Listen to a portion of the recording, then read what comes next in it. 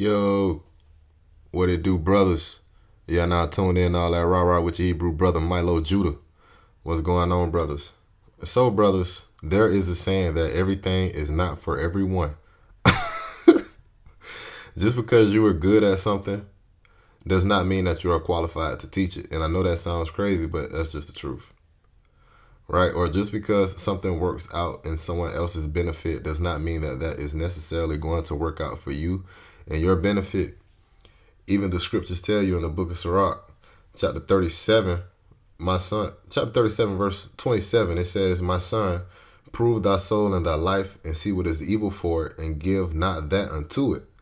And in the next verse it says, "For all things are not profitable for all men, neither have every soul pleasure in everything." Right? So just because something is good for someone, or just because someone is good at something, or they're good at teaching something, and you understand it, doesn't necessarily mean that you are good at teaching it. Right? So Milo, what you getting at, my brother? What you talking about? Well, so for you brothers who don't know, and for the brothers that do know me, I do referee.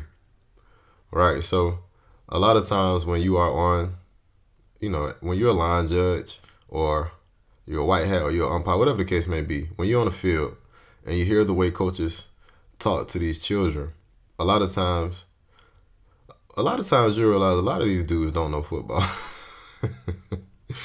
Sound crazy, right? Because a lot of these cats have been coaches for 5, 6, 7 years. But a lot of times it's small stuff they don't know. Small rules like in 8 and under, when a team decides that they want to punt the ball, that they're just going to spot the ball at the next 35-yard line. But if it's like 10U or 10 and under, then it's a free punt. The defense, they can't rush the punter. But in 11U and 12U, it's basically it's real football from there on out. They can rush the punter, they can try to block the punter, all stuff like that. A lot of times, these coaches who have been in the game for a while, they don't know that stuff, right? And it just goes to show you, a lot of times they just get into it because, you're dealing with a lot of single moms, a lot of boys who are being raised in single mother households. So therefore, if you just want to keep it a bean, a lot of times, these coaches, they'll talk about how, these single moms try to get with them so their child can get some playing time. All right. And I know I'm starting to digress a little bit. The main point of this video is just because you are an adult and you played a little football, or, you may love football, that does not mean that you are qualified to teach it. Right now, this video isn't going to be too long. We're just going to watch a video of a young brother running the ball and his face mask gets pulled, right? And he ended up stepping out of bounds. And you're going to see the reaction from one of his coaches to one of the defending players. And I just want brothers to see how problematic this type of stuff is, right? So let's do some real analysis right quick. Let's get it.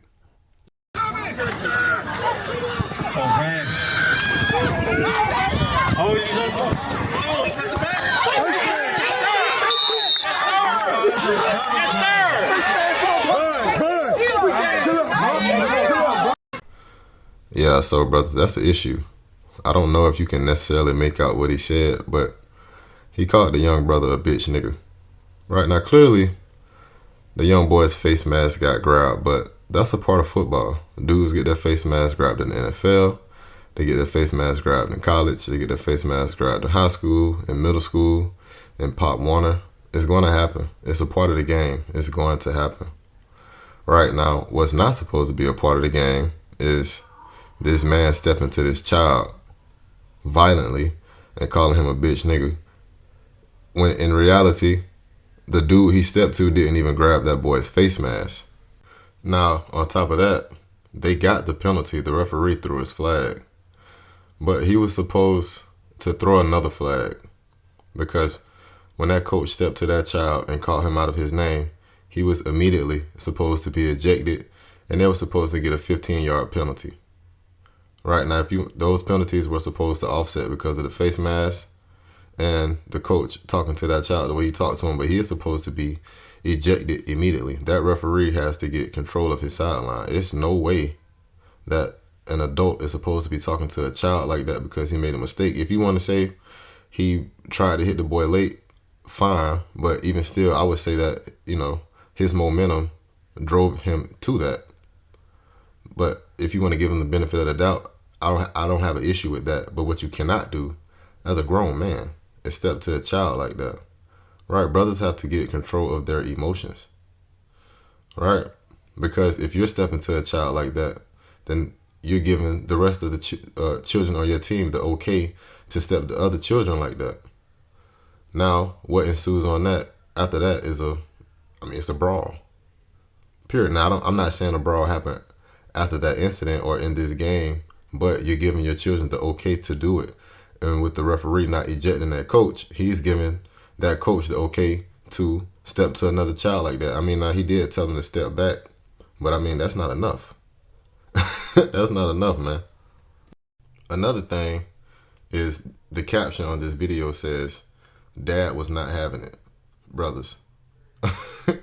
Brothers, I cannot emphasize this enough. If your child is going to play football, if your son is going to play football, brothers, and he is going to be getting the ball, he is going to get his face mask pulled. It's a part of the game. He is going to get hit late. It's a part of the game, brothers. You have to be able to control your emotions. And if you can't, then number one, either you don't need to be at those damn games or he don't need to be playing football. Because all you're going to do is give him an attitude that's unbearable and make him uncoachable, because he's going to think that mistakes are not supposed to happen to him. These are children. They're going to make mistakes. Grown men in the NFL make mistakes. Grown men in college make mistakes.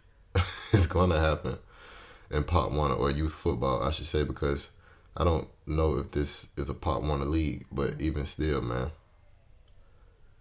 As a grown man, you cannot be on the sideline calling children out of their name, especially children who are not on your team. Now, for me, I've had this conversation with my wife about my son when he gets older, as far as playing for predominantly black parks, because we do have that issue with these young coaches and how they talk to these children, as we can see in this video. Right? And I'll be damned if somebody's going to talk to my child like that because he made a mistake on the football field. Ain't nobody calling my son no bitch nigga because he made a mistake on the football field. That don't have nothing to do with football. Right? It's one thing to get in his ass because he's making mistakes, or, he's not there mentally, but it's a whole other thing to call him out of his name like that. Right? So, that is an issue that we have amongst so-called black men who are coaching youth sports, because it's just unnecessary.